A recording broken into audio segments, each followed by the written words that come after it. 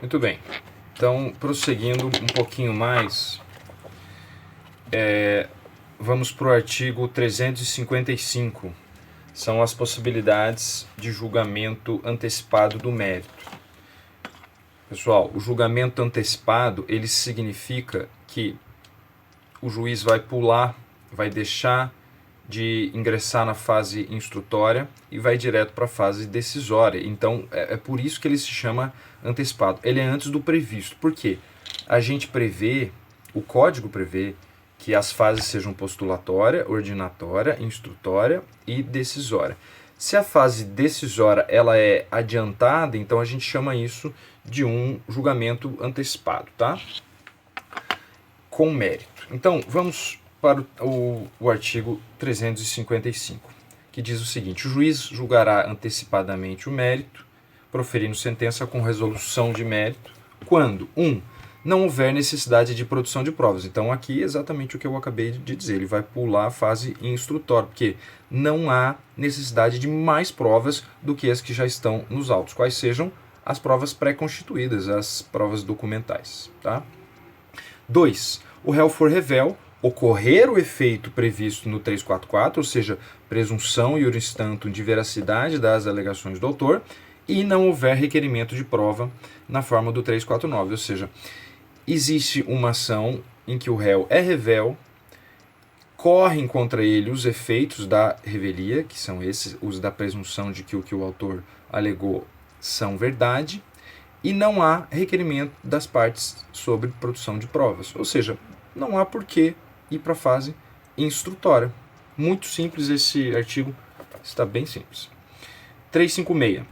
O juiz decidirá parcialmente o mérito, e aí a gente entende sempre que o mérito é composto de várias frações. Então, como eu sempre digo, se o autor pede A, B, C, D e E, muitas questões não são impugnadas, não são contestadas pelo réu. Então, essas passam a ter também uma presunção de verdade. Tá? Então, algumas delas podem ser antecipadamente julgadas pelo juiz. E no caso do 356, ele fala assim: se essas questões estiverem prontas, o juiz já pode julgar. É um fracionamento do julgamento. Então, ele decidirá parcialmente o mérito quando um ou mais dos pedidos formulados, ou parcela deles, 1. Mostrar-se incontroverso. 2. Estiver em condições de imediato julgamento, ou seja, as provas que foram criadas ali, que foram trazidas pelo autor e pelo réu, elas são suficientes, tá? Ou é uma questão de direito somente. As partes alegam e não há que se fazer provas sobre os fatos, porque eles já estão dados. Então, o juiz precisa somente aplicar o direito. Então, nesses casos, ele pode julgar antecipadamente o mérito. Parágrafo 1º. A decisão que julga parcialmente o mérito poderá reconhecer a existência de obrigação líquida ou ilíquida, ou seja, o juiz pode dizer: condeno o réu a pagar para o autor o valor de R$5.000, ou condeno o réu a pagar para o autor o valor que decorre do conserto do seu carro. Isso é ilíquido, precisa ser liquidado. Então tem um procedimento de liquidação que vocês vão ver nos semestres seguintes. Parágrafo 2º. A parte poderá liquidar ou executar, desde logo, a obrigação reconhecida na decisão que julgar parcialmente o mérito, independente de caução, ainda que haja recurso. Então, da decisão interlocutória de mérito que resolve uma fração do que o autor trouxe, dessa decisão, né, ela já pode ser liquidada ou executada, mesmo que caiba recurso, ou seja, pode haver execução provisória de uma decisão parcial de mérito. Parágrafo 3º. Na hipótese do parágrafo 2º, que é o que eu acabei de ler, se houver trânsito em julgado, a execução será definitiva. Então, pode haver a execução provisória se ainda houver recurso sobre essa decisão, ou se ela já tiver transitado, aí sim ela vai ser uma execução comum definitiva. Parágrafo 4º. A liquidação e o cumprimento da decisão que julgar parcialmente o mérito, essa que nós estamos falando, poderão ser processadas em autos suplementares a requerimento da parte ou a critério do juiz.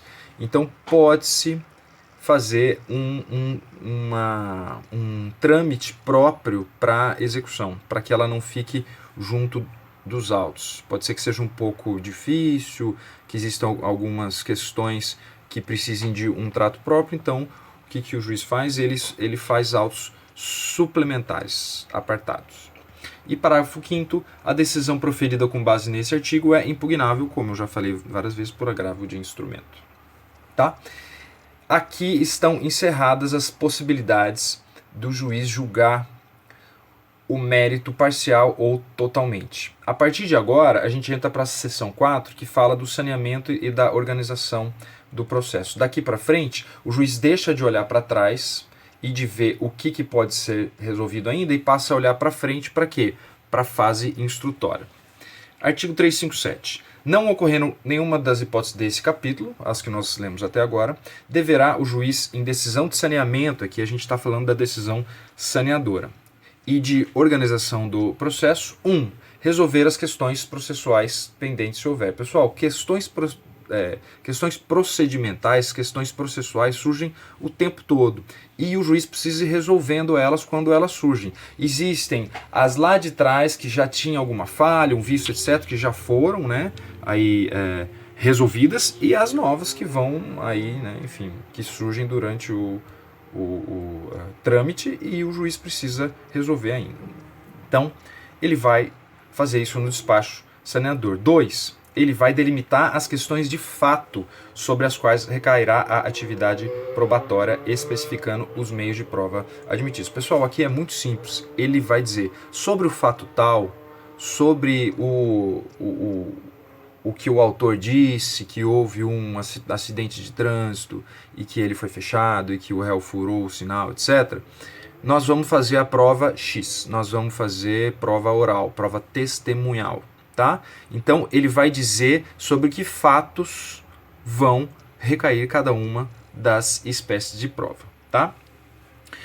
Terceiro, definir a distribuição do ônus da prova. Nós já falamos várias vezes. O ônus da prova é do autor com relação aos fatos constitutivos do seu direito e do réu em relação ao que ele alega, que basicamente é dizer que fazer o que a gente chama de defesa direta ou defesa indireta, ou seja, ele admite os fatos constitutivos do direito do autor ou nega. Então, de acordo com o que o réu alega, ele tem que provar.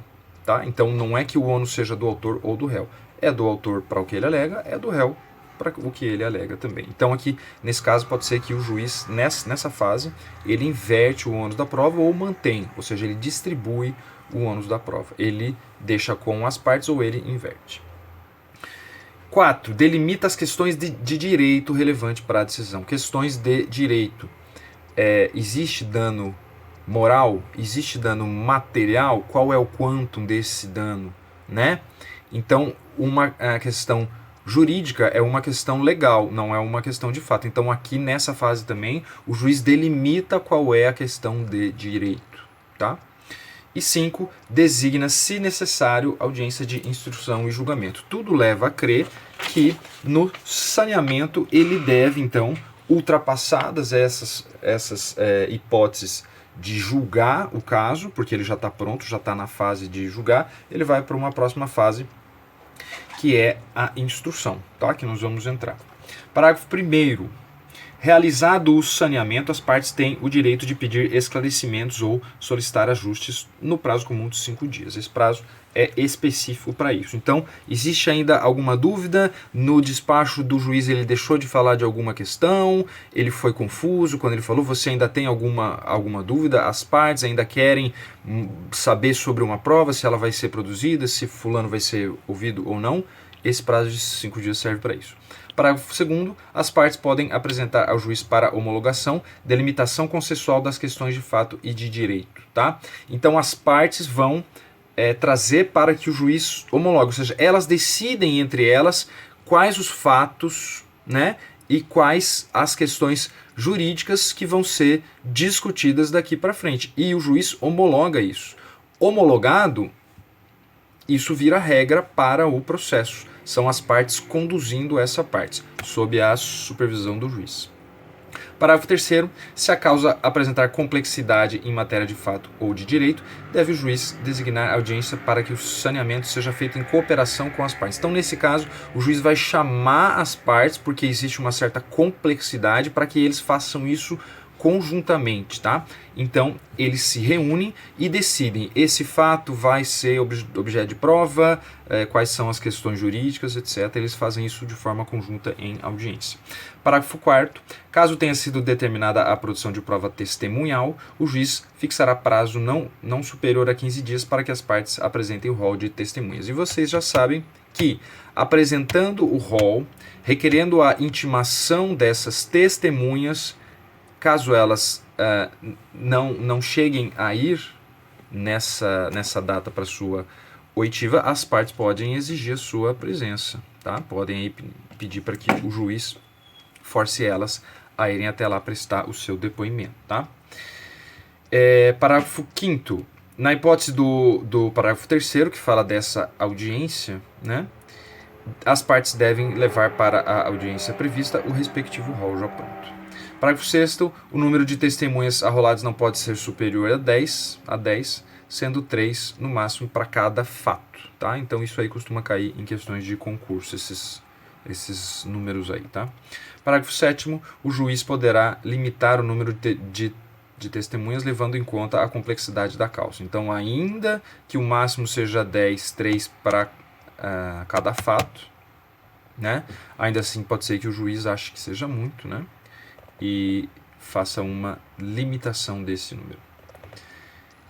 Parágrafo 8º. Caso tenha sido determinada a produção de prova pericial, o juiz deve observar o disposto no 465, se possível, e estabelecer logo o calendário. Pessoal, a prova pericial ela é requerida desde o começo, desde a petição inicial e da contestação, ou seja, na primeira vez que as partes falam nos autos. Por quê? Porque alguns casos requerem a prova pericial. Isso tem que ser dito já de plano, tá? É claro que pode ser dito depois ainda, caso o juiz também entenda que cabe, que surja alguma questão nova, que aí o juiz pense, bom, a gente precisa fazer uma prova pericial aqui nesse caso, mas essa prova deve ser requerida lá no começo. Para quê? Para dar tempo